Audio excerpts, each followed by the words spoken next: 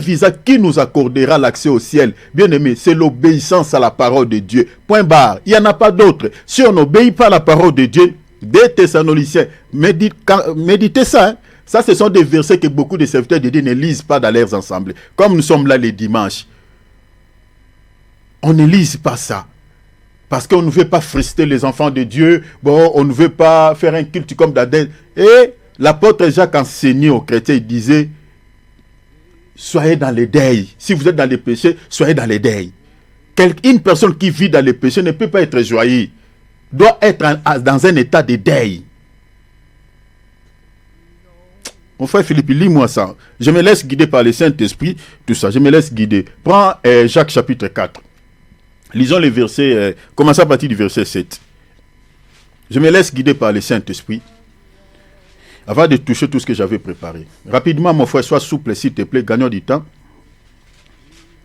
Sois souple. Jacques 4, commençons à partir du verset 7, descendez. Soumettez-vous donc à Dieu. Regarde. Résistez Pourquoi la Bible nous dit soumettons-nous donc à Dieu? Parce que nous sommes épouses. Parce que la soumission, selon la Bible, on la demande à la femme. D'être soumise à qui? À son mari. Vous voyez? Ici, toutes les sœurs qui ne se soumettent pas à leur mari sont des rebelles. Permettez-moi de le dire. Vous désobéissez non seulement à vos maris, mais même à Dieu, à votre Créateur. Je l'ai dit, c'est la vérité que beaucoup des hommes de Dieu cachent à nos sœurs. Nous avons des sœurs qui écoutent la parole, mais on dirait qu'ils n'écoutent pas, on dirait qu'ils n'ont pas des oreilles. Si dans un foyer, on ne connaît plus qui est l'homme, on ne connaît plus qui est la femme, c'est du désordre.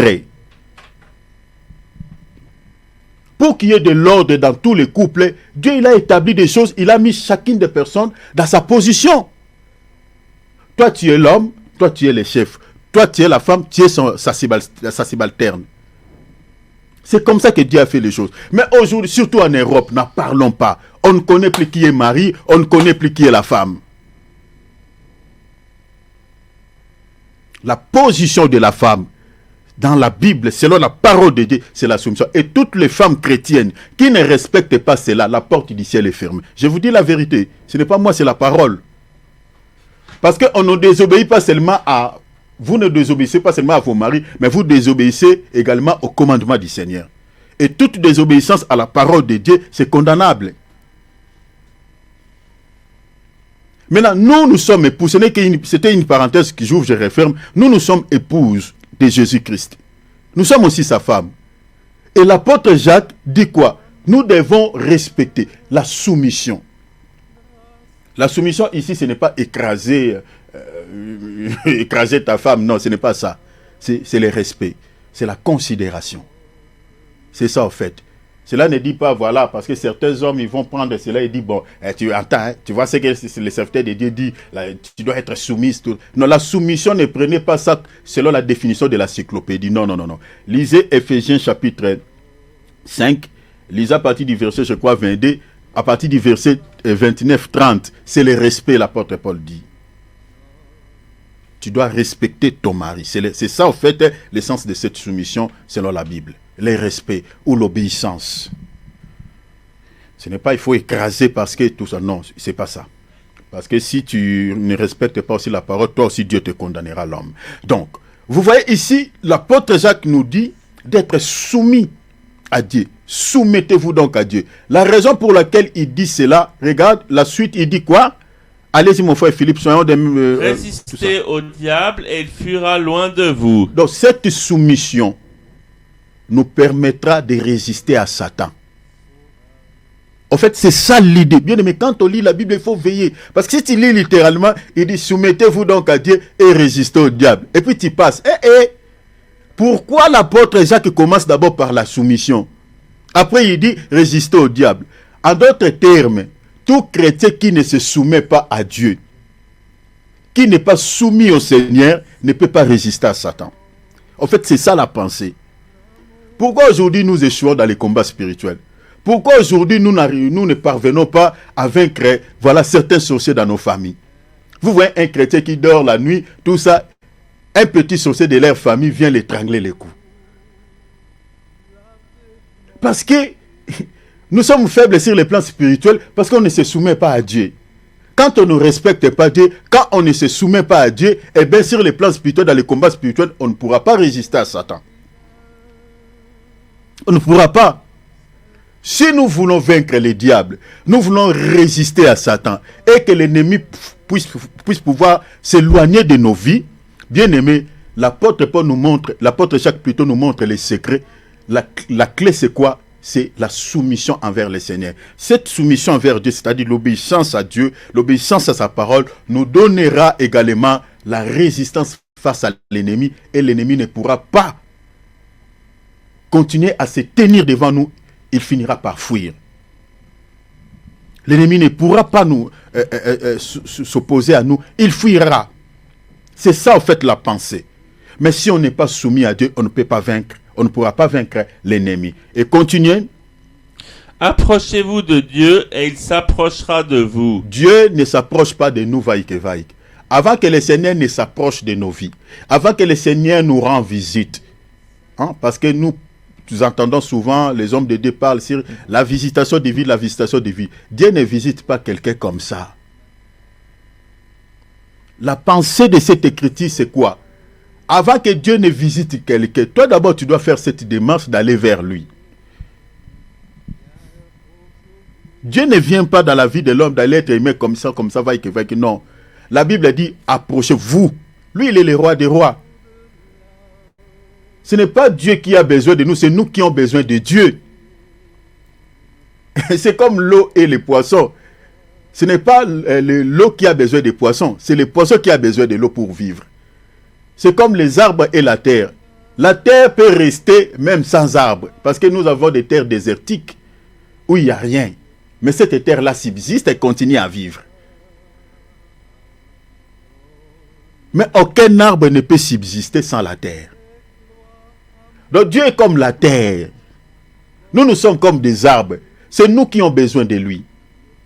Dieu est comme l'eau. Nous sommes comme des poissons. C'est nous qui avons besoin de vivre dans l'eau pour vivre, pour avoir la vie. Donc c'est nous qui devons aller vers lui. C'est ça la pensée. Si nous voulons avoir la vie, nous voulons être libérés dans certains soucis qui nous compliquent un peu la vie, nous devons faire cette démarche d'aller vers Dieu.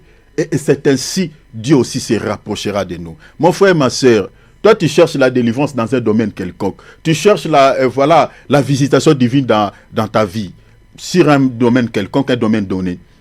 Regardez ce que l'apôtre Jacques nous enseigne. Il dit, tu dois faire cette démarche d'aller vers Dieu, de se rapprocher de lui. Se rapprocher de lui via la prière, se rapprocher de Dieu via les jeûnes, se rapprocher de Dieu via la méditation de la parole. Tu dois se rapprocher de Dieu de cette manière.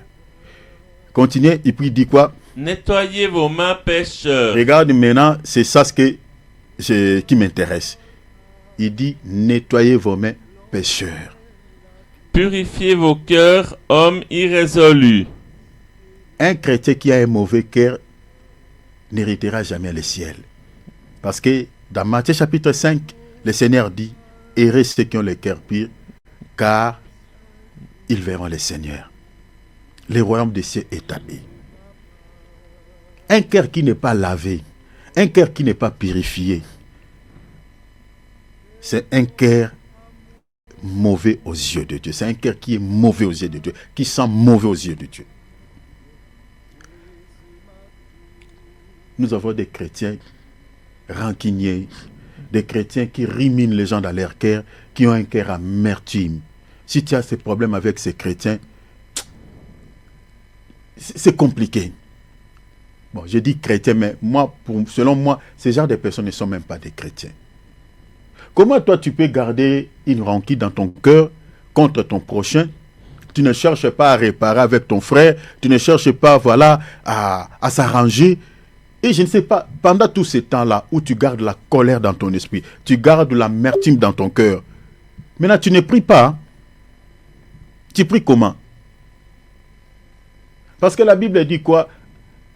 Si tu veux donner l'offrande à Dieu, et que tu te rends compte que tu as un problème avec ton prochain, va régler cela seul à seul. Donc avec ton bien-aimé. Laissez ton offrande, mettez-les à côté. C'est ça en fait ce que la Bible dit. Maintenant, toi, tu as le problème. Parce que ici, l'autel, l'offrande, parce qu'on se donne aussi à Dieu, non, comme une offrande. Ne prenez pas seulement ce que tu mets dans le panier dans l'église. Non, c'est pas ça. C'est pas ça seulement. Mais Romains 12 aussi, nous s'offrons à Dieu comme une offrande. Et nous s'offrons à Dieu à quel moment? Quand on prie, quand on jeûne. Vous comprenez? Et dans les jeûnes, dans les prières, quand on prie, on s'offre. La prière, c'est un sacrifice. C'est un sacrifice. La raison pour laquelle ce n'est pas facile à certaines personnes de rester longtemps dans la présence de Dieu. Mais maintenant, quand tu te donnes à Dieu, quand tu s'offres comme une offrande à Dieu, si tu te rends compte que tu as d'abord des problèmes avec qui que ce soit, allez chercher à régler avant de s'offrir à Dieu comme une offrande. C'est ça, en fait, la pensée. Toi, tu ne peux pas ruminer les gens, tu ne peux pas garder l'amertume dans ton cœur, tout ça. Continuez avant de toucher les sujets que j'ai préparés aujourd'hui. Sentez votre misère. Vous voyez? Soyez dans le deuil Vous et voyez? dans les larmes. Que Bien aimé. votre rire se chante. Attendez, frère Philippe, n'allez pas vite, s'il te plaît, mon frère. Allez, mollo. Regardez ici, l'apôtre Jacques, ce qu'il dit. Quand il vit dans les péchés, tu dois te comporter comme quelqu'un qui a perdu un être cher. Parce que ce qui t'attend demain, ce n'est pas quelque chose de joli. Bien aimé, de telles vérités, ça c'est Jacques qui prêche. Posez-vous la question, pourquoi les hommes de Dieu que nous avons aujourd'hui nous cachent de telles vérités? Parce que si tu regardes le comportement des enfants de Dieu que nous avons aujourd'hui, c'est compliqué. C'est compliqué. Nos tennis, nos langages, notre manière de vivre, c'est compliqué. Le monde est entré dans l'église, l'église dans le monde, comme les bien-aimés Patrice avait chanté. Je cherchais le monde, je l'ai trouvé dans l'église, l'église dans le monde. Confusion.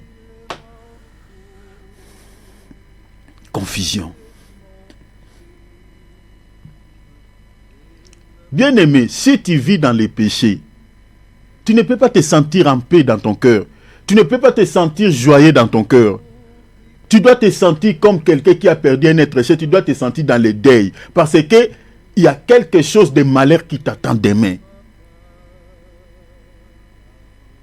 C'est ça la pensée de l'apôtre Jacques. Soyez dans les larmes, il faut pleurer. Pleurer dans la présence de Dieu. Surtout si tu vis dans des péchés chéris. Il faut vraiment prier Dieu, demander là, parce que ça ne te sauvera pas. Bien aimé, Dieu n'a pas... Vous savez, il y a certains chrétiens qui pensent qu'ils sont comme des David, l'homme selon le cœur de Dieu. Attention, j'avais dit un jour ici, il y a certains chrétiens qui font des péchés, ils pensent que parce qu'il a les dons de chanter pour Dieu, parce qu'il prêche la parole, puisqu'il il fait des évangélisations, il donne à Dieu des offrandes, bon voilà... Toutes ces choses-là vont couvrir ses péchés aux yeux de Dieu. Dieu va dire, bon, quand même, il donne beaucoup des offrandes pour moi. Quand même, il me sert. Il prêche la parole parce qu'il fait ceci. Bien-aimé, détrompe-toi. L'apôtre Paul a dit, j'ai craint après avoir vous prêché la parole que moi-même je sois rejeté. Il y a possibilité, tu as servi, mais tu n'es pas entré au ciel. Saül est loin de Dieu, il a été rejeté. Ouais. David dit, Saül était loin de Dieu. Mais Dieu l'avait rejeté à cause de quoi? À cause de la désobéissance à la parole de Dieu. Mieux vaut l'obéissance que le sacrifice. Mieux vaut l'obéissance que le service. Les services que nous rendons à Dieu, tout ça, bien aimé. Le premier appel que nous recevons de la part de Dieu, c'est d'abord l'appel au salut. Ce n'est pas d'abord l'appel au service. Allez évangéliser, chanter pour Dieu, faire les miracles. Tous les services que nous rendons au Seigneur ne sauvera pas nos âmes si nous marchons à la désobéissance de sa parole. L'apôtre Jacques dit, si vous êtes dans les péchés, vous allez se comporter comme quelqu'un qui a perdu un être cher. Vous allez se sentir dans un deuil.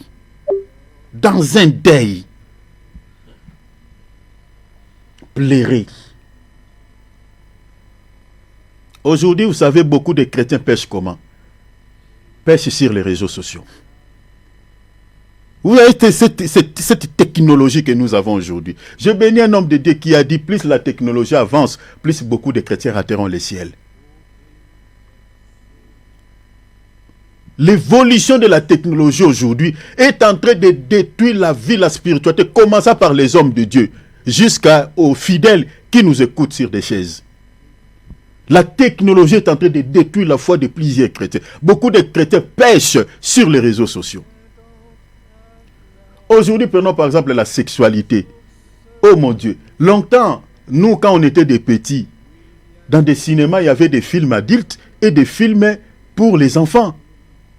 Mais toutes ces choses-là, même celles qui étaient pour les adultes, aujourd'hui, sur nos natels, nous les retrouvons. On a ça sur nos natels, sur nos téléphones. Sur nos téléphones. Et beaucoup de chrétiens tombent dans les péchés.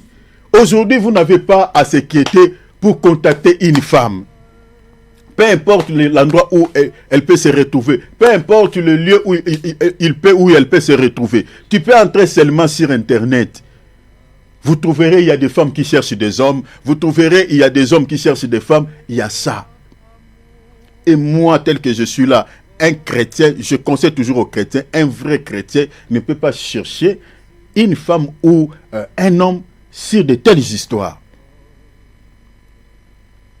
Parce que d'ailleurs, tu ne trouveras jamais un chrétien. Un vrai chrétien authentique, tu ne le trouveras pas. Tu trouveras qu'un païen. Un païen. Que tu ne connais pas son état d'âme.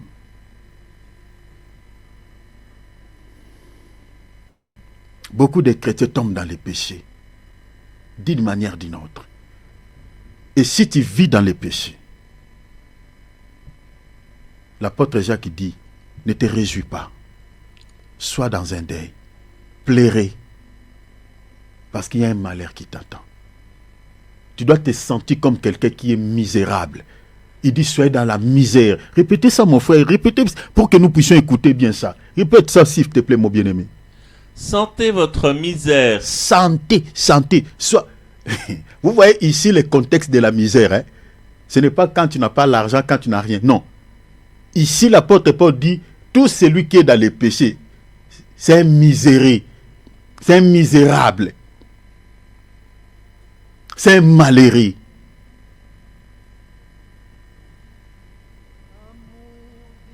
C'est ça le contexte de la misère. Ce n'est pas d'abord quand tu n'as pas l'argent, quand tu n'as pas tout ça. Ça, c'est selon la cyclopédie. On dit non, c'est un malheureux, c'est quelqu'un qui n'a pas de sous, c'est quelqu'un qui n'a pas de travail, c'est quelqu'un qui n'a rien.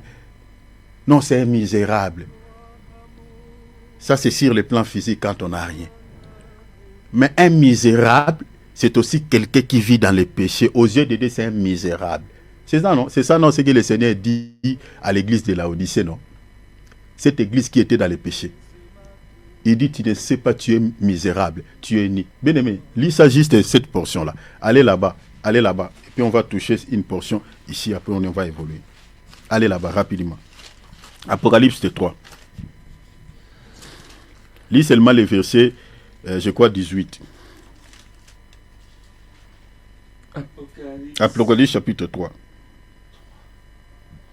Parce que tu ne sais pas... Verset 17. Verset 17, allez-y, très bien. Parce que tu dis, je suis riche et je me suis enrichi. Parce que tu dis, je suis riche et je me suis enrichi, l'évangile de prospérité qui met l'accent sur les richesses de ce monde. Hein, quand on vous prêche tout le temps les dieux maman. Ces choses ne commencent pas aujourd'hui. Hein. Ça remonte plus loin, cet esprit-là. Ouais, c'est le même esprit qui continue à diriger certains ensembles aujourd'hui. Quand vous entendez les pasteurs comme des Raoul Ouafo, Raoul Ouafo, hein? Ce sont ces gens-là qui sont des promoteurs de cet évangile de prospérité. Et celui, je ne sais pas si ce monsieur-là, il est Miles Moore des États-Unis d'Amérique. Ce sont eux qui nous ont amené cette faux évangile de prospérité, qui met l'accent, qui martèle sur les richesses. Ça ne remonte pas, ce ne sont pas eux qui ont commencé ça. Ça remonte depuis la nuit des temps. L'église de Laodicée, c'était une église qui martelait beaucoup plus sur les richesses terrestres, sur l'argent, sur le Dieu mammon. Mais regarde, le Seigneur est venu reprocher cette église. Il dit, Tu ne sais pas, tu es Tu ne nu. sais pas que tu es pauvre, Tu es pauvre. misérable, Vous voyez, hein? Vous voyez, hein? malheureux, misérable, pauvre, aveugle et nu. Tu vois, hein? Tu vois, quand on dit quelqu'un est malheureux, quelqu'un est misérable, vous voyez le contexte de la misère, vous voyez le contexte d'être malheureux, c'est quand on est dans les péchés, quand on est séparé de Dieu, quand on vit dans les péchés. Aux yeux de Dieu, tu te ressembles à un pauvre. Aux yeux de Dieu, tu te ressembles à un misérable. Aux yeux de Dieu, tu te ressembles à un malheureux. C'est pour cela l'apôtre Jacques dit, misérable, soyez dans le deuil, parce que ton cœur est impur.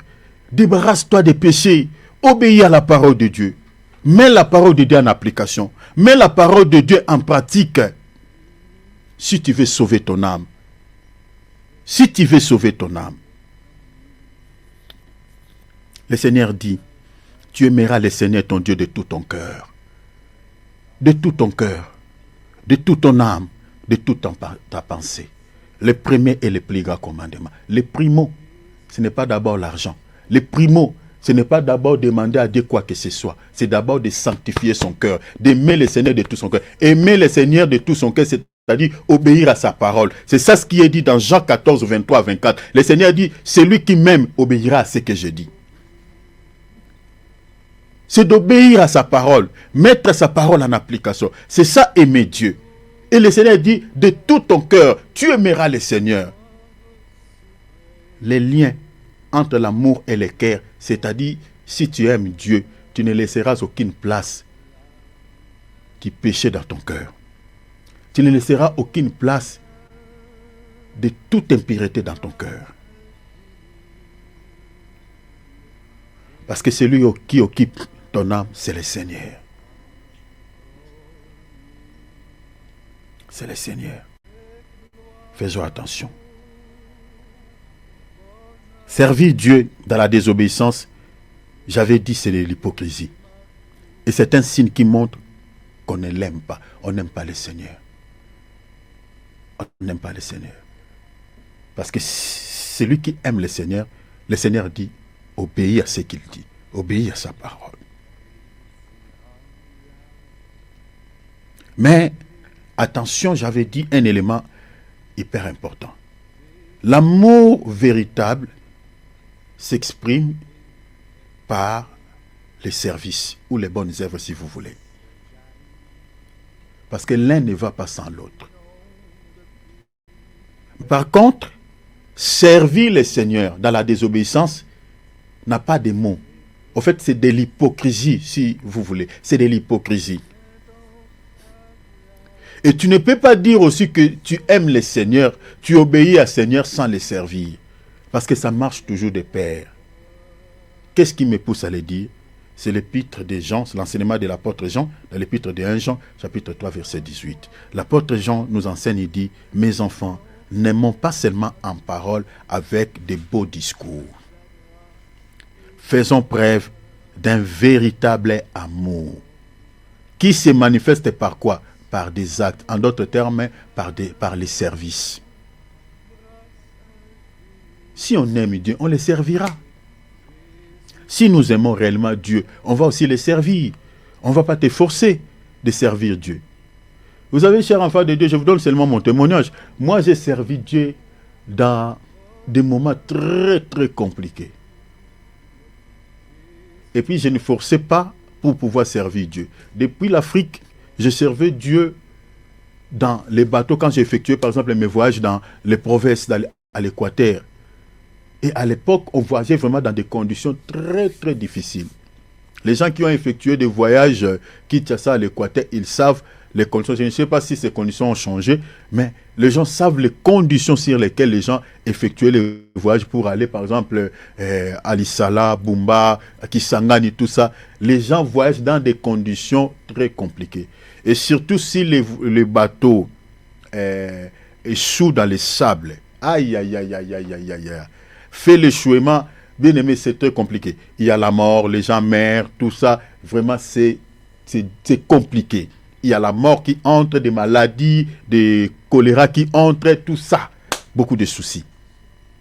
Et dans des conditions comme ça, moi j'ai effectué des voyages et j'ai servi Dieu dans les bateaux et j'ai prêché la parole. J'ai prêché la parole. J'ai quitté la RDC. Je suis allé en Russie. J'ai traversé des moments très très difficiles encore là-bas. Dans un pays où tu ne connais pas la langue, tout est difficile, tout est compliqué. J'ai servi le Seigneur, même dans cet état. J'ai des bien-aimés ici qui peuvent témoigner. J'ai servi le Seigneur. On vivait dans des maisons ou dans une maison, parce que tellement vous n'avez pas les sous, vous n'avez pas les travaux, tout ça. Vous vivez dans une maison, par exemple, de 2 pièces, et vous êtes, par exemple, au nombre, par exemple, de 30 personnes dans cette maison, cette petite maison. Il y a d'autres qui dorment dans les cuisines. Vous savez, certaines personnes en Afrique, ils savent seulement demander « code. Tu ne connais pas la condition sur laquelle cette personne-là vit là où il est. Les gens ne connaissent pas. Les gens savent seulement demander. Vous savez, même en France, ici, il y a des gens qui dorment à l'extérieur. Il y a des gens comme ça. Beaucoup de gens pensent que l'Europe, c'est ça ce qu'on regarde sur la télé. Voilà, quand on vous montre les images HD de Tour Eiffel. Quand on regarde HD, tout ça. Oh! Mais allez sur place et regardez Tour Eiffel là. Allez sur place, allez regarder ça. Vous verrez qu'il y a quelques souris qui passent, tout ça. Vous ne verrez pas cette image que vous voyez à la télé. Et les gens ne vivent pas dans ces endroits-là. Les gens vivent peut-être dans des milieux où vous allez voir, peut-être c'est très compliqué. Nous, on était dans une situation très, très compliquée. Très difficile. Il y avait l'impudicité dans cette maison. Les gens vivaient dans une vie de dérèglement. Voilà. Les dimanches comme ça, vous voyez toutes ces personnes-là qui vivent dans les péchés. Voilà, avec leur Bible sous les aisselles, ils partent à l'église. Ils partent aller prier. Quand ils vont rentrer à la maison, ils laissent la sainteté à la porte, ils retournent leur manteau du péché. Voilà, ils continuent, ils recommencent à vivre dans les péchés. Et c'est dans des conditions, nous, on a élevé l'étendard, on a élevé le nom de Jésus, on a glorifié Jésus, on a prêché la parole. J'ai des témoins ici, peuvent témoigner cela. C'est ça, aimer Dieu. Peu importe le temps, peu importe les circonstances, vous pouvez traverser dans votre vie. Si vous aimez réellement le Seigneur, vous allez les servir, peu importe les circonstances. Parce que ce qui va vous pousser, qui va vous motiver, c'est l'amour que vous avez pour le Seigneur. C'est l'amour. Bien aimé, quand on aime, on se sacrifie, on se donne. Nous sommes ici, nous sommes connectés là, chers enfants de Dieu, nous sommes des hommes. Vous savez, quand tu aimes une femme, ou quand une femme aime un homme, elle se donne, ou l'homme se donne à la femme. On se donne. On se sacrifie pour l'autre. S'il y a vraiment le vrai amour, on se sacrifie. On se sacrifie comme il faut. On se sacrifie. Pareil avec le Seigneur. Le Seigneur, pour nous montrer qu'il nous aime, il s'est donné à la mort pour nous. Nous aussi, au retour, nous devons manifester cet amour envers lui. Il nous demande de l'aimer. Il nous recommande de l'aimer. La Bible a dit, tu aimeras le Seigneur. C'est le premier commandement. C'est le premier et le plus grand commandement. C'est le primo. Donc le Seigneur veut être à la première position dans nos cœurs. La première position dans nos cœurs, ce n'est pas d'abord mettre ta femme ou tes enfants ou je ne sais pas quoi que ce soit. La première, dans ton cœur, celui qui doit occuper la première position, c'est d'abord le Seigneur. Le Seigneur a reproché l'église d'Éphèse à cause de cela. Il dit, je connais tes œuvres, je connais tout ce que tu fais pour moi. Mais je te commande, je te reproche parce que tu as abandonné le premier amour. Le premier amour. L'amour pour servir le Seigneur, l'amour pour la prière, l'amour, pour méditer la parole. Cet amour avait disparu dans les cœurs de cette église. Quand on n'a plus l'amour pour servir le Seigneur, quand on n'a plus l'amour de marcher dans la crainte du nom du Seigneur, eh bien, on remplace le Seigneur par autre chose, nous sommes disqualifiés. On ne marche pas à l'obéissance de la parole de Dieu, nous sommes disqualifiés.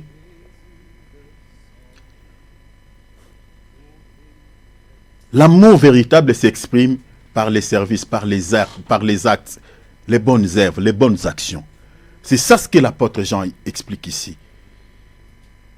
N'aimons pas seulement en parole, avec de beaux discours. Faisons preuve d'un véritable amour qui se manifeste par des actes. Qui se manifeste par des actes. Par des actes. Si nous l'aimons réellement, nous devons manifester cet amour par les actes. Alors, retenez ceci. La piété ou l'obéissance à Dieu. La piété, mettez sur la vocale paix. Vous trouverez ces mots dans la Bible, ça et là. Mettez la vocale paix, l'obéissance à Dieu ou le respect ou voilà, la crainte de Dieu. C'est ça ce qui veut dire la piété. Ne vous compliquez pas trop. La piété ou l'obéissance à Dieu est attachée à deux types de promesses. Deux types de promesses est attachée à cela, à la piété et à l'obéissance à Dieu, de Dieu. 1. Parmi ces promesses, elle est attachée à la promesse de la vie présente et à celle qui est à venir, c'est-à-dire la vie éternelle ou le salut éternel. Je réponds. Je dis ceci.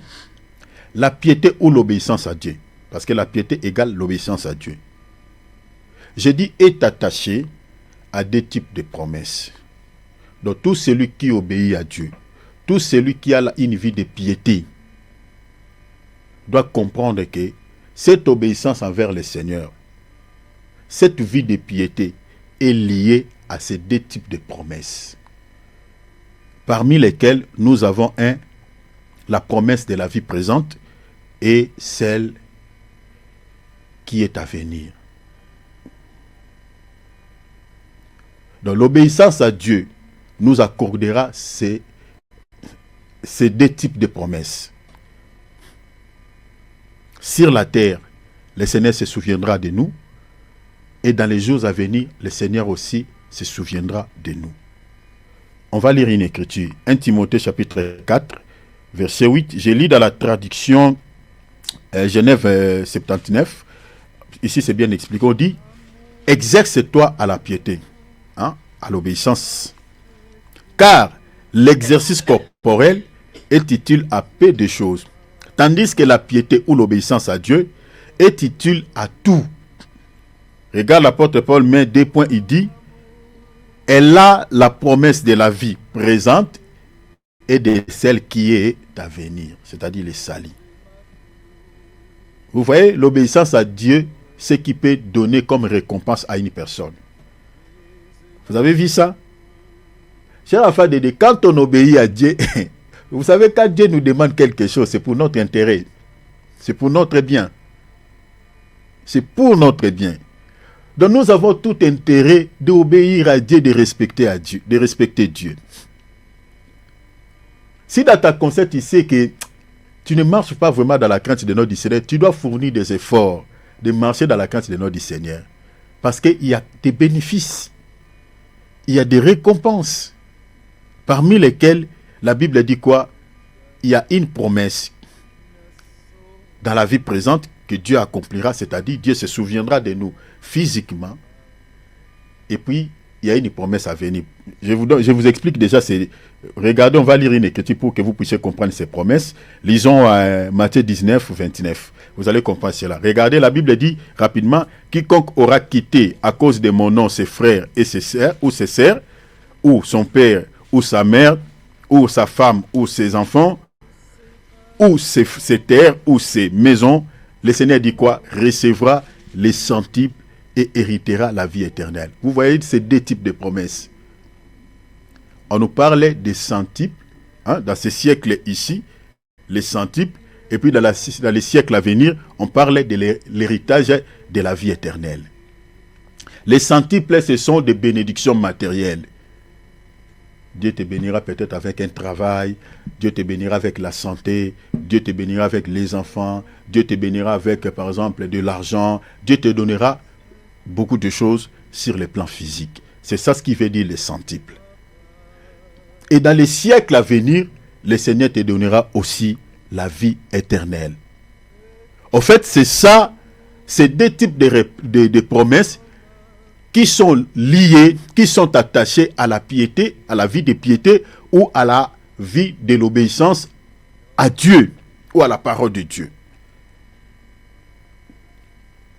Donc nous avons tout intérêt d'obéir à Dieu parce que Dieu nous a aussi promis, si nous lui obéissons, le Seigneur dit, je vous donnerai des choses dans ce siècle ici et puis dans les siècles à venir. J'accomplirai mes promesses. Je vous bénirai physiquement. Je vous donnerai les centuples. Et au siècle à venir, vous aurez également la vie éternelle. Regardez les deux exemples de la piété, c'est-à-dire l'obéissance à Dieu, liée à la promesse du salut. Je vous donne deux exemples dans la Bible. On va lire l'histoire des deux personnes. Regardez ces deux exemples. Nous sommes dans Luc, chapitre 2. On va lire les versets 25 à 29, et puis je vais sauter, on lira 30 et 31. Vous connaissez, ceux qui lisent la Bible, connaissent l'histoire de cet homme de Dieu. Et voici, il y avait à Jérusalem un homme appelé Siméon. Cet homme était juste, la Bible dit, épié. La piété, épié.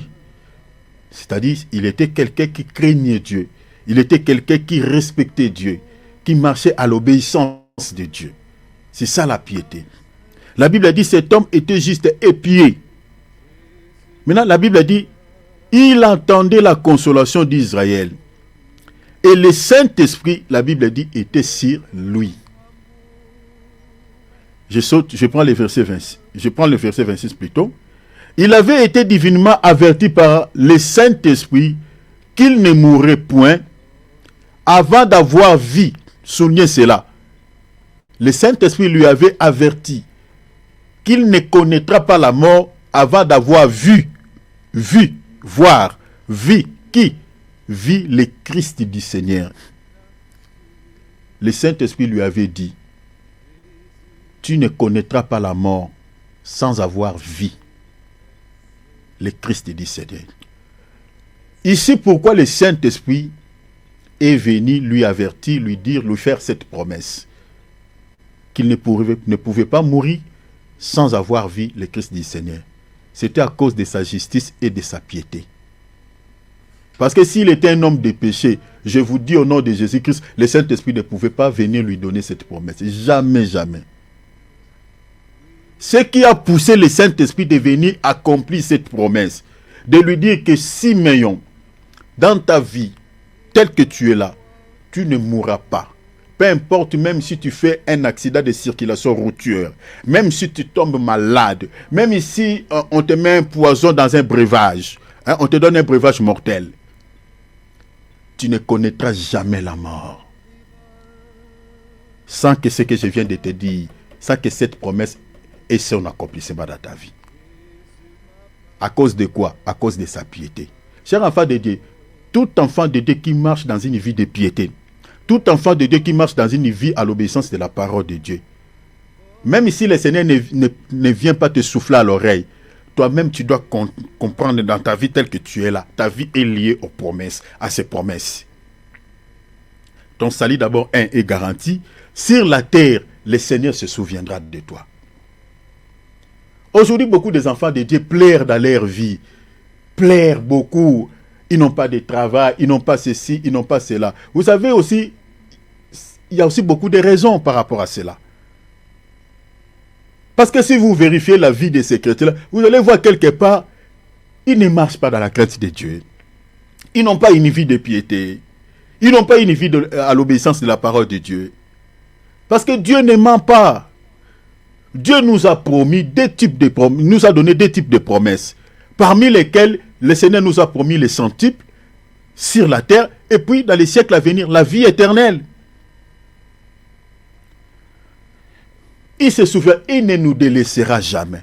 Il ne nous abandonnera jamais, ici sur la terre. Regardez ici, cet homme de Dieu, cet enfant de Dieu, à cause de sa vie de piété, le Saint-Esprit est venu. Le Saint-Esprit ici, c'est Jésus lui-même. Il dit, tu ne mourras pas. J'ai éloigné des maladies dans ta vie. J'ai éloigné des accidents dans ta vie. J'ai éloigné beaucoup de... Ça, vous voyez bien, regardez tout ça. Vous savez, depuis le jour où le Saint-Esprit avait libéré cette parole, je ne crois pas que Simeon était tombé malade, même un jour. Je ne crois pas. Je ne crois pas.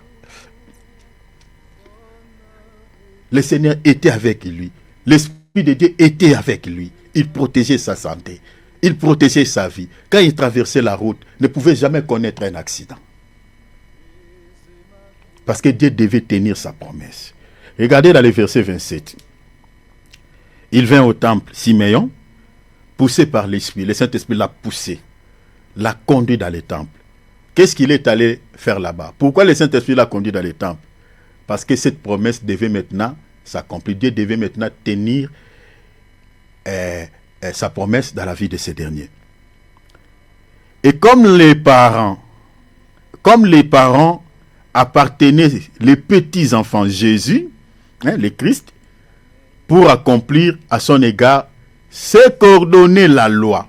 Joseph et Marie ont amené Jésus dans le temple pour accomplir ce qui était dit dans la loi. C'est-à-dire, après 8 jours, il faut amener l'enfant dans le temple pour être circoncis.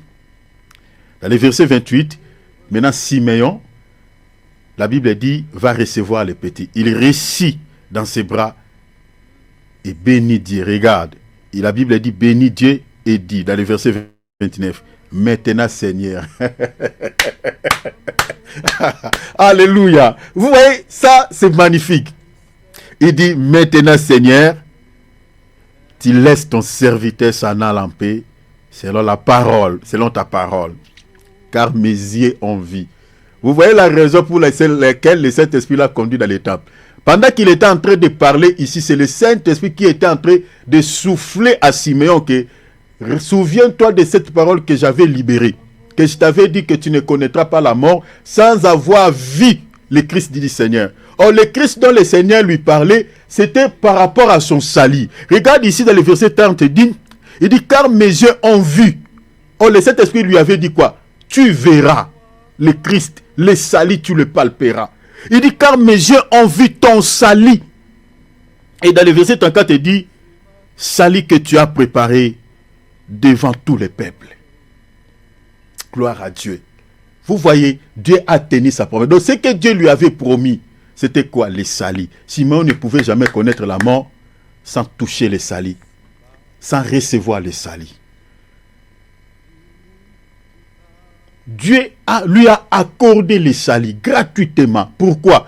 Parce qu'il était quelqu'un qui marchait dans la vie de piété. Il était quelqu'un qui marchait dans une vie à l'obéissance de la parole de Dieu. Bien aimé, vous voyez, ça c'est bénéfique.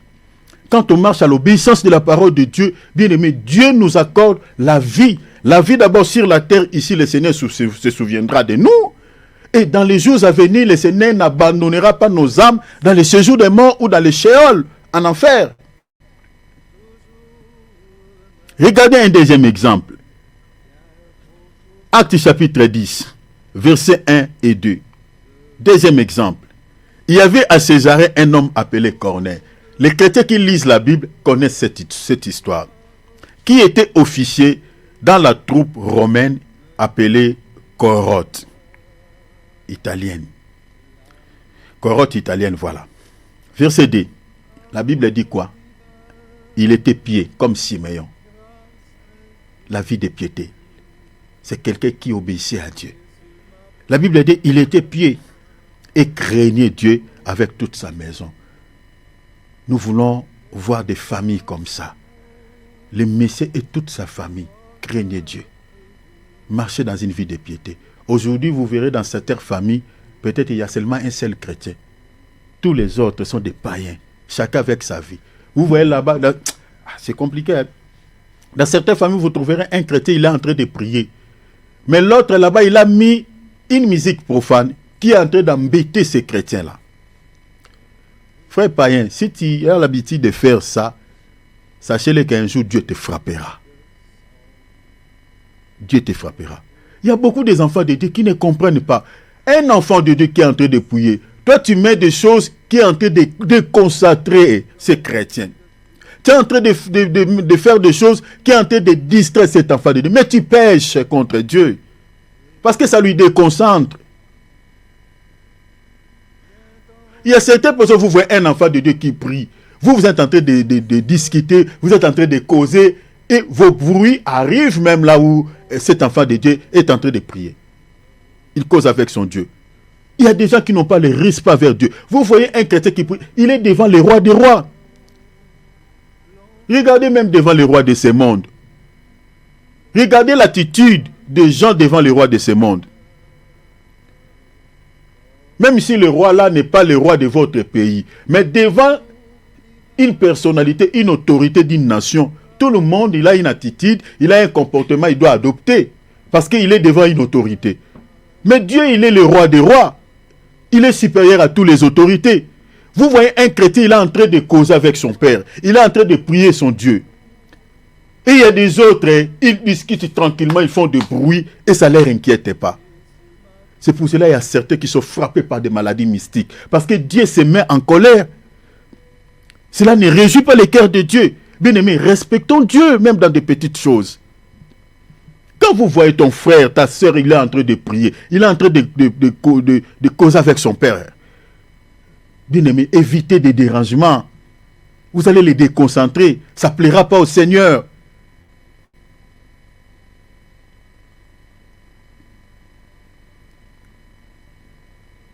Si dans toutes les familles, dans une famille, tout le monde sont chrétiens, vous allez voir qu'il n'y aura pas toutes ces choses. Regardez comme ça, comme la famille de Corneille. Tous connaissaient Dieu. Tous connaissaient Dieu. Maintenant, la Bible dit, Corneille, il était un homme qui avait une vie de piété. La Bible dit, il craignait Dieu avec toute sa maison. La Bible dit, il ne s'était pas limité seulement dans une vie qui honore Dieu. Mais la Bible dit, il donnait beaucoup d'argent au peuple et ne cessait de prier Dieu. Et, vous voyez l'amour, hein? Quand on aime Dieu, on le sert aussi. Mais lui, il servait Dieu dans les domaines de l'aide sociale, qu'on appelle l'aide sociale ou les caritas. Vous voyez, hein?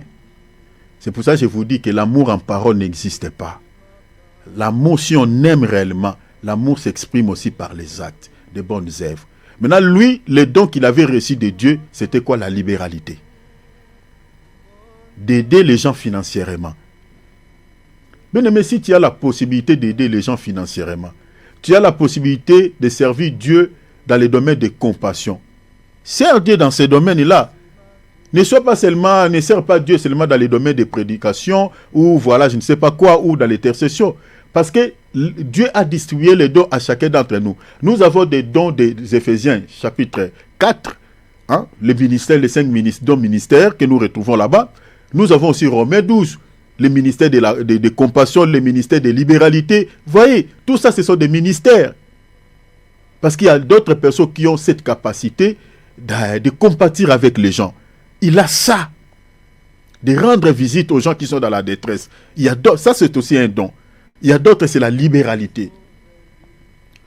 Au-delà de ça, nous avons aussi des dons de révélation, des dons de puissance. De Dieu a distribué des dons aux gens. Maintenant, lui, les dons que Dieu lui avait donnés, c'était quoi? La libéralité. Donc, c'est pour ça que Jésus nous a dit tout à l'heure, bien aimé, si nous aimons Dieu réellement dans nos vies, nous les servirons également par rapport aux capacités que Dieu nous a données, par rapport aux dons que Dieu nous a donnés. Lui, il avait le don de liberté de soutenir les pauvres. Dans la traduction parole de Dieu, on dit, il aide beaucoup les pauvres. Il aidait beaucoup les pauvres. Corneille. Mais regardez dans les versets 3 et 4, je suis dans la traduction second 21, la Bible dit, vers 3e heure, à l'après-midi, il vit clairement dans une vision un ange de Dieu entrer chez lui et lui dire, Corneille. Dans le verset 4, il fixa les regards sur lui et rempli de crainte, répondit, qu'y a-t-il, Seigneur? L'ange lui dit, tes prières et tes dons. Oh mon Dieu, tes prières et tes dons que tu as fait, c'est-à-dire les services. Vous voyez, hein? L'amour, Corneille marchait dans la crainte de notre Seigneur à l'obéissance de la parole de Dieu et les services qu'il rendait au Seigneur. Parce que la Bible dit, celui qui donne aux pauvres prête à Dieu. Lui, il aidait les pauvres. Donc, c'est-à-dire, en d'autres termes, il prêtait à Dieu. Maintenant, la Bible dit, ses prières et ses dons, l'ange lui dit, est monté vers Dieu. Sont montés vers Dieu. Et la Bible dit quoi? Et Dieu s'en est souvenu. Dieu s'en est souvenu. Dieu s'est souvenu de lui. Si vous lisez les textes jusqu'en bas, vous allez voir de quelle manière Dieu l'avait rendu visite. Dieu lui avait accordé les salis par les billets de son serviteur, l'apôtre Pierre. Donc la même chose que Dieu avait fait à Siméon, la même chose que Dieu a fait à Corneille, à cause de sa piété. Il avait une vie à l'obéissance à la parole de Dieu. Il avait également une vie au fait de servir. Il servait aussi Dieu dans sa vie, par rapport aux dons que Dieu lui avait donnés, dans la libéralité. Et Dieu s'est souvenu de cet homme. Bien aimé, si tu sers Dieu dans la désobéissance, Dieu ne te visitera pas. Nulle part tu verras dans la Bible quelqu'un qui servait Dieu, qui donnait, qui aidait beaucoup les pauvres, et il était un païen, il était dans une vie sale, et Dieu l'a rendu visite. Il n'y en a pas. Il n'y en a pas, vous ne trouverez pas ça. Sauf que dans notre temps, vous trouverez des gens qui ne craignent pas Dieu, qui ne marchent pas dans la crainte de nom du Seigneur, et bien, qui sont dans les œuvres caritatives, vous voyez, voilà, ils aident les pauvres, nanani, nanana. Bien aimé, tout ce que vous êtes en train de faire là, c'est une peine perdue. Gardez du moins même votre argent, tout ce que vous avez comme matière, garde ça. Parce que si tu n'as pas une vie de piété, tu n'as pas une vie à l'obéissance à la parole de Dieu, et tu penses qu'en servant Dieu, voilà, en aidant les pauvres, que Dieu va couvrir vos péchés, bien aimé, détrompe-toi. Dans la Bible, une personne qui a la crainte de nom du Seigneur, qui a une vie de piété, qui a une vie à l'obéissance à la parole de Dieu et qui sert le Seigneur, c'est celui-là que Dieu honore. C'est celui-là que Dieu accomplisse ces deux types de promesses que je nous ai dit tout à l'heure. Dieu lui accordera les centuples dans ce monde et dans les siècles à venir, Dieu lui accordera la vie éternelle. On a vu ça chez ces deux personnes, des enfants de Dieu. Corneille et puis Siméon. Vous voyez, Dieu s'est souvenu de lui. C'est très important, chers enfants de Dieu.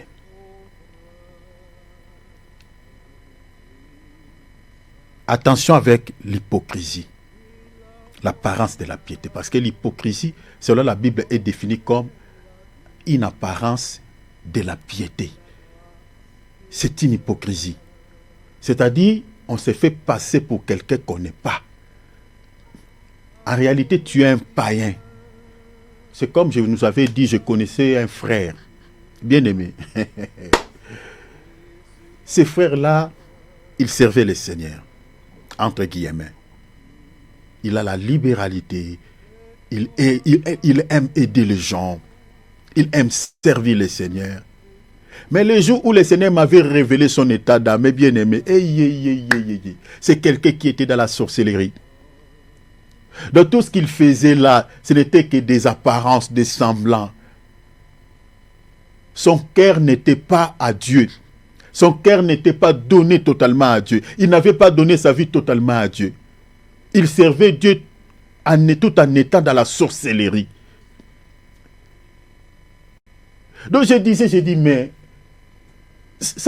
quand le Seigneur m'avait révélé son état d'âme, bien aimé, j'étais stupéfait. Je dis, mais pourquoi tu fais tout ça? Pour que tu ailles en enfer. Toi, tu penses que tout ce que tu fais là, Dieu va couvrir tes péchés, Dieu ne regardera pas ta sorcellerie. Mais c'est une peine perdue, tu partiras en enfer. Nous avons certaines personnes qui vivent dans une vie, par exemple, de prostitution, certaines sœurs. Et ils récupèrent cet argent de la prostitution, ils donnent un peu de dîmes, ils soutiennent un peu l'œuvre de Dieu. Ils pensent que voilà, ce qu'il est en train de faire là, voilà, Dieu va les protéger, Dieu ne va pas amener son âme en enfer, parce que cet argent-là, il soutient quand même l'œuvre de Dieu avec ça. Ce qu'il récupère dans la prostitution, il aide quand même, voilà, les hommes de Dieu. Bien-aimé, détrompe-toi. Avec cet argent, avec tout ce que tu fais là, tu partiras en enfer. La Bible nous montre ici Corneille Il avait la crainte de Dieu. Il avait une vie de piété. Et puis il aidait Dieu. C'est comme ça que Dieu s'est souvenu de lui. Si tu as la vie de la crainte de Dieu et que tu le sers d'une manière ou d'une autre, le Seigneur se souviendra de toi. Il se souviendra de toi dans ce monde, dans ce siècle, et puis dans les siècles à venir. Mais si tu n'as pas la crainte de nom du Seigneur, le service que tu rends au Seigneur ne sauvera pas ton âme. Si tu n'as même pas, j'aimerais dire, si tu n'as même pas des œuvres, tu ne sers pas. Mais tu as quand même l'obéissance à la parole de Dieu. Bien que je dis tout à l'heure, c'est impossible. Parce que tu ne peux pas dire que tu aimes le Seigneur et que tu ne le sers pas. C'est impossible. Parce que l'apôtre Jean nous enseigne que l'amour véritable s'exprime par les actes, par les services. Mais admettons que tu n'as pas des œuvres, mais tu obéis quand même à Dieu. Tu seras sauvé. Ton âme sera sauvée. Parce que le premier appel, comme je viens de dire, que Dieu nous donne, c'est l'appel d'abord au salut et non au service. Tu as les dons de chanter pour le Seigneur. Tu as les dons de libéralité, les dons de compassion. Tu occupes une tâche à l'église, tu sers le Seigneur dans un domaine quelconque. C'est bien bon. Mais associer ces services à la crainte de nom du Seigneur, à une vie de piété, afin que Dieu se souvienne de toi, comme il s'est souvenu de Corneille, comme il s'est souvenu de Siméon. Ne servez pas Dieu dans les péchés. Le service là ne couvrira pas tes péchés aux yeux de Dieu. Ça te conduira en enfer. L'obéissance à Dieu est attachée au salut. La vie de piété nous est demandée dans la Bible. Et c'est cette vie qui sauvera ton âme.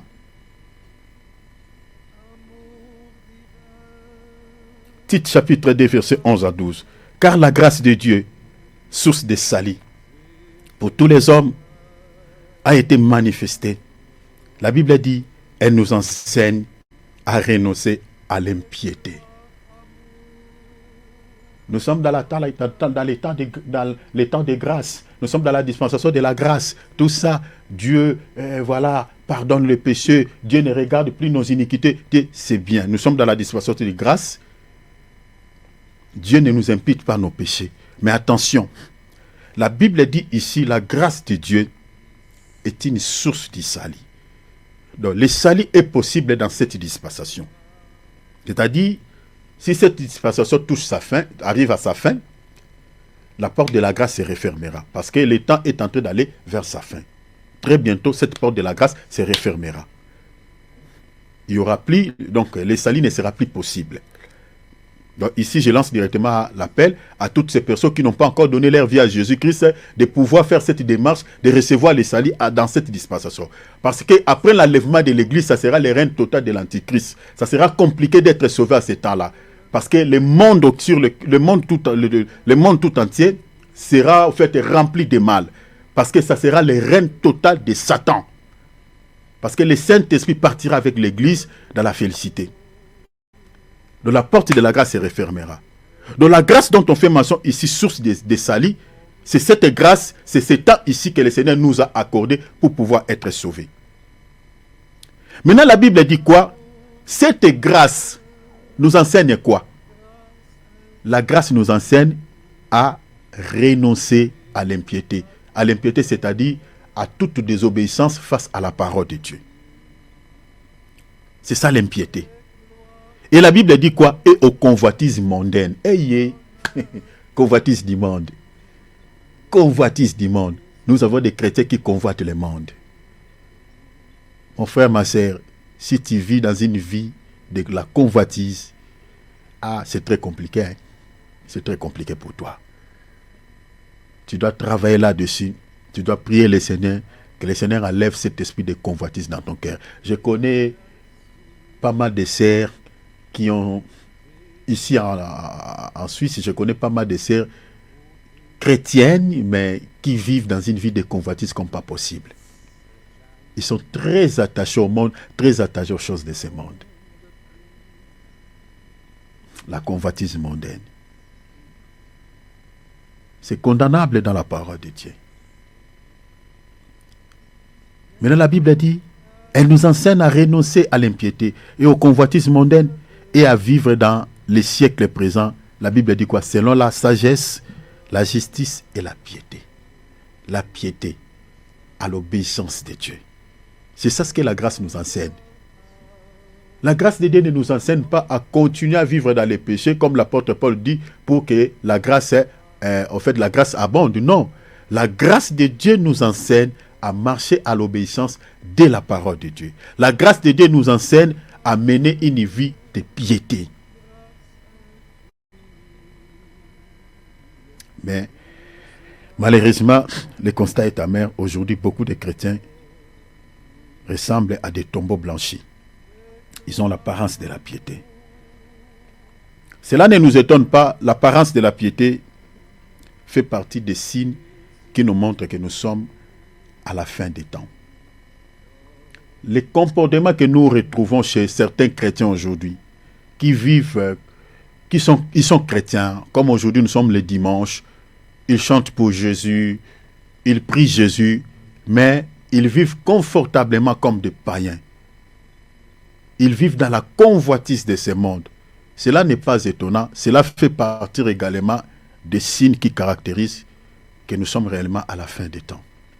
L'impiété, la vie de l'impiété, la vie de désobéir à la parole de Dieu. Quand on voit certains chrétiens ne respectent pas Dieu, n'obéissent pas à la parole de Dieu, cela montre que nous sommes aussi à la fin des temps.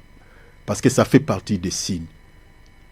Un chrétien qui vit une vie de l'impiété, c'est l'hypocrisie. L'apparence de la piété, c'est de l'hypocrisie.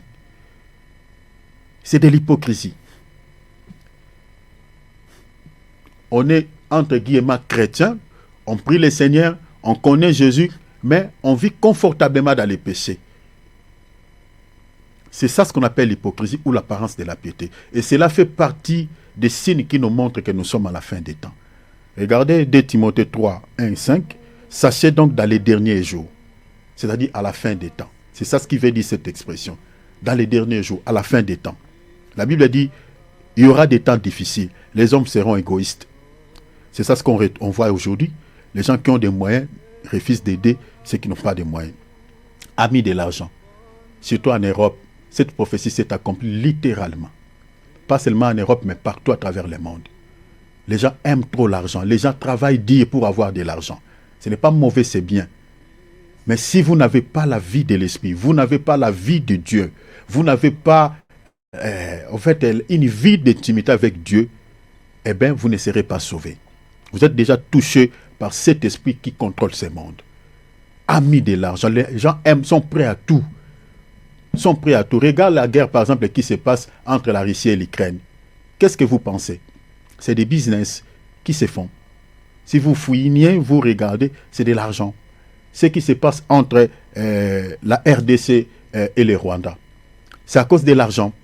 Les gens tuent les autres personnes, pour avoir de l'argent, recevoir des minéraux, vendre les minéraux. L'argent, la vie de l'être humain ne valent rien par rapport à ce que les gens veulent, par rapport à l'argent. Les gens sont prêts à tuer, à massacrer les autres. L'argent.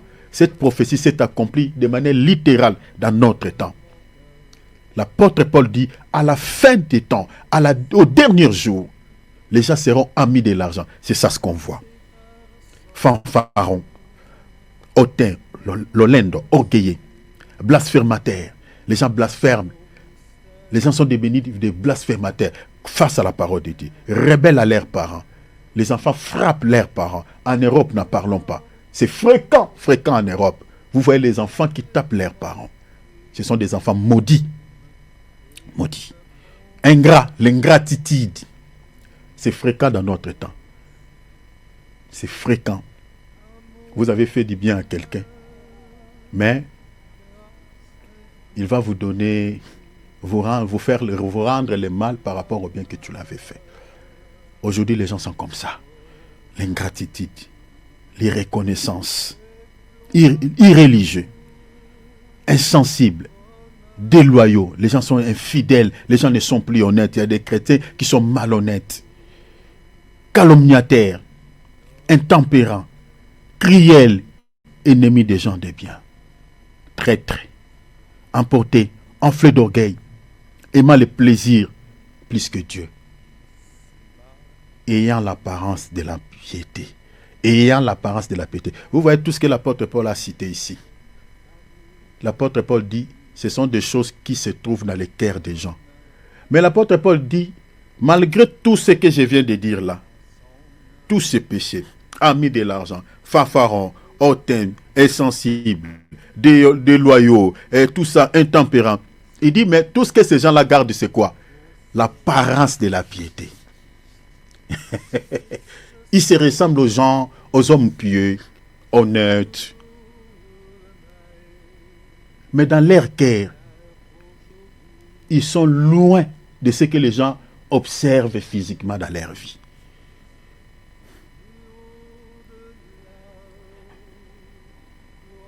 L'apparence de la piété. Les gens sont rebelles. Comme ces frères-là que je vous ai dit. Quelqu'un qui est dans la sorcellerie, mais il a une apparence de piété. Si vous regardez sa morphologie bien aimée, rien à voir avec la sorcellerie. Oh. Donc il faut seulement que le Seigneur vous révèle. Je connais encore un frère escroc, voleur, mouyibi. Mais je connais ces frères-là dans une église, ils prêchent la parole. Bien aimé, vous voyez tout ce que l'apôtre Paul a dit. Dans notre temps, c'est accompli. L'apparence de la piété. Nous sommes en train de prêcher là. Mais dans une église, il y a un pasteur qui a escroqué notre frère David qui est là. Il avait demandé le soir au bien-aimé que le frère puisse le dépanner. Le frère l'a dépanné avec une grosse somme d'argent. Ça fait plus des années, le pasteur là refuse de rembourser cette somme d'argent. L'apparence de la piété. Mais du haut de la chair, il paraît comme un homme saint, un homme de Dieu authentique. Mais quand le Seigneur les regarde, il dit, tu es menteur, toi. L'hypocrisie.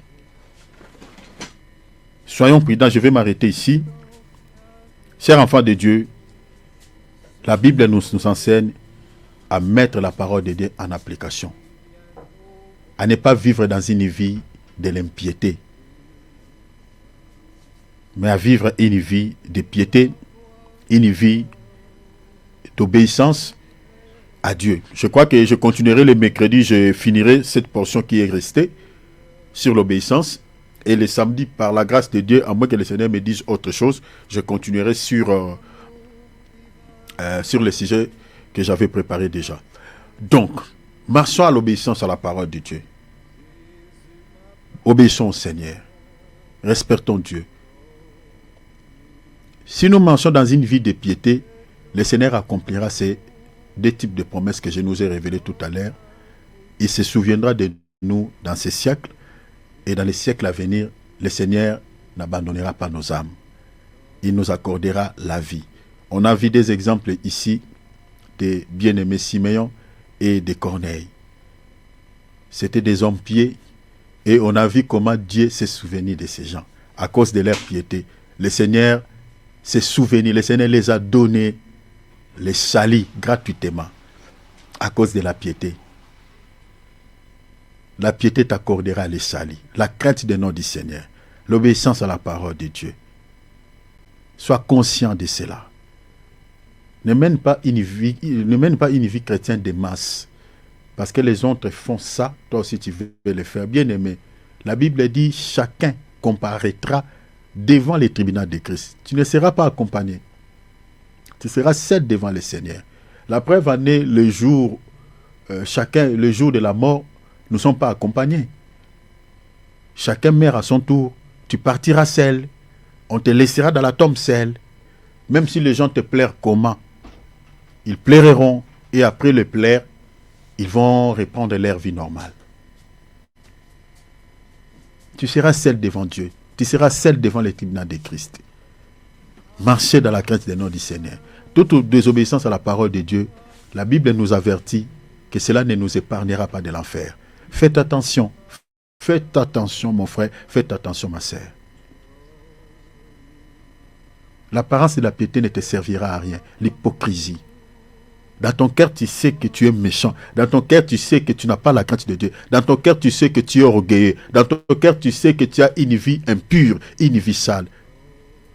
Mais tu fais semblant d'être un enfant de Dieu, d'être un chrétien qui a la crainte du nom du Seigneur. Mais toi-même, dans les coulisses, dans l'ombre, tu sais ce que tu es. Tu passes ton temps. Vis confortablement selon les mondes, retourne dans les mondes, savoure la vie. Montre-toi aux gens montre-toi aux gens ce que tu es. Au lieu d'être hypocrite, parce que tu es hypocrite devant qui? Devant les humains, ce n'est pas les hommes qui te jugeront, c'est le Seigneur. Donc, l'hypocrisie que tu es en train de manifester à l'égard de Dieu, ça t'amènera nulle part si ce n'est en enfer. Ça te conduira en enfer.